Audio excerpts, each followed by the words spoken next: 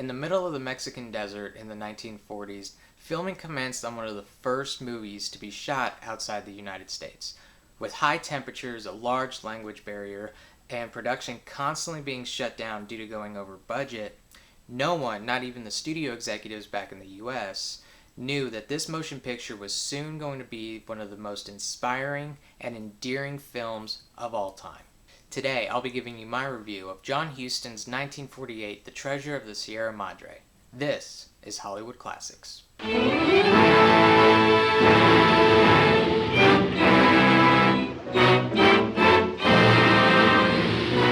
Based on the novel by B. Traven, The Treasure of the Sierra Madre is about three Americans living in Mexico who are down on their luck enough to venture into the deserts and mountains of Mexico in search for gold. Their journey comes at a cost, though, as tension begins to split them apart, and their trust soon gives way to greed. The film is a masterpiece in terms of storytelling and movie making.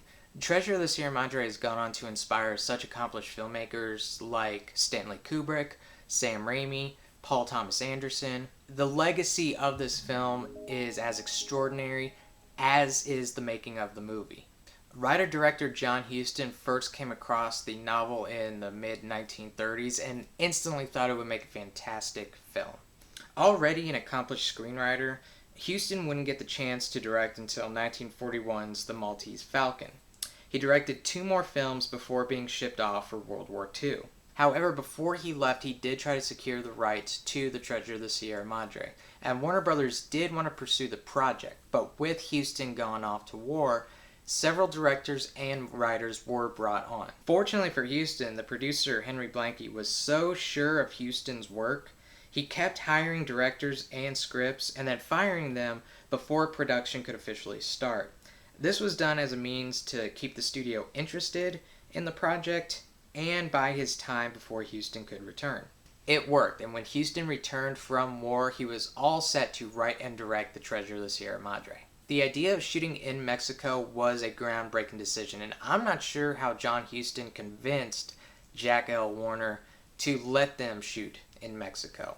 I think it was kind of done under the assumption that this was only going to be a couple weeks of filming. Due to setbacks like language barriers, weather, issues with the local governments down there, production kept getting halted, and what started out as a couple weeks down in Mexico ended up turning into a 5.5 months shoot. Eventually, Jack Warner called the production back to the US when the budget exceeded $3 million, and the rest of the film was shot in a backlot at Warner Brothers. In today's age, you would have no problem making a movie like The Treasure of the Sierra Madre, but in the 1940s, post-World War II, this was a huge ordeal. You had a $3 million budget.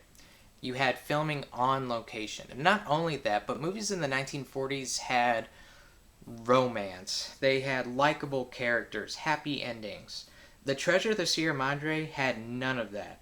And credit has to be given to the studio for taking a gamble on this. No one thought this film would amount to anything. But the film prevailed, and it still stands the test of time. There are three key ingredients to the success of The Treasure of the Sierra Madre: the director, the actors, and the source material. John Huston was a true visionary, and he felt that films needed to imitate life, which is what drew him to Treasure of the Sierra Madre.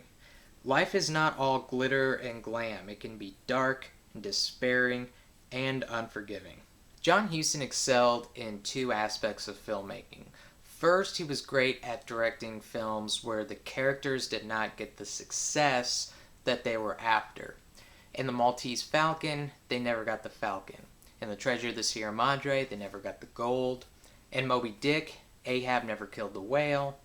And in The Man Who Would Be King, he never got to be king. When Huston directed films, he didn't direct it like, okay, let's get a couple takes and we'll see which one works. He knew exactly what he wanted filmed.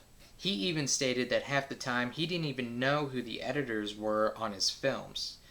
And that is why he received the award for Best Adapted Screenplay and Best Director for Treasure of the Sierra Madre. And secondly, John Huston was a man who knew the ins and outs of every character that he wrote and directed. During the campfire scene in Treasure of the Sierra Madre, Bruce Bennett, who plays Cody, went to Huston and said, "I'm not really getting this character. I'm not sure what you want out of it." Without missing a beat, Huston looked at him and said, "You mean you don't know that you're smarter than these guys?" After that, Bennett knew exactly what his character was about and gave an amazing performance. Huston made the genius decision to have Walter Huston, his father, play the part without his dentures in. And the scene where Howard dances after they find gold was a dance Walter Huston had done previously in a play. After that movie, the Walter Huston dance became synonymous with success. And he was a family man. He saw all the excellence and potential in the skills that the actors in his family had. A skill that proved to be successful, as Walter Huston won Best Supporting Actor in a film directed by his son, and Angelica Huston won Best Supporting Actress in a film directed by her father. He was a true family patriarch.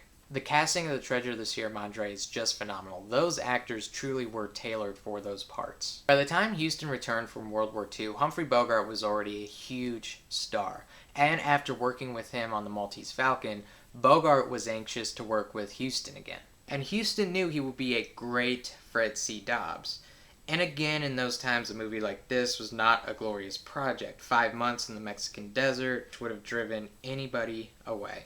Thank God Bogart has the business savvy and the artistic integrity enough to see the potential in a film like The Treasure of the Sierra Madre. Humphrey Bogart has a big following, and the discussion of what is his best role is still debated to this day.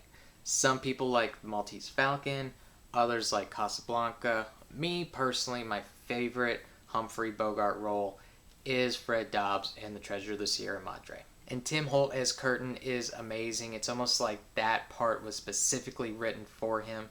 Tim Holt was a second-generation actor. His father had been in a dozen movies, and he had decided to follow in his father's footsteps. It was a shame because Tim Holt's performance was great, but he was kind of overshadowed by Bogart and Walter Huston.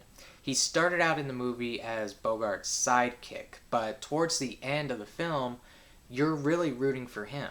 But the scene stealer is Walter Huston. That is the role that he will forever be remembered for. Initially, he didn't want to do it. He wanted to play Dobbs, but luckily he listened to his son and accepted the role of Howard. I mean, obviously it was the right move. He won an Oscar.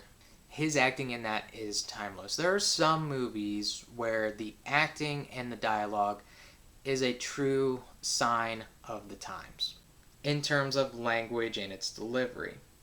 Walter Huston's, though, is something that could span generations. If Walter Huston was alive today, he could easily be cast in any movie and more than likely receive an Oscar nomination.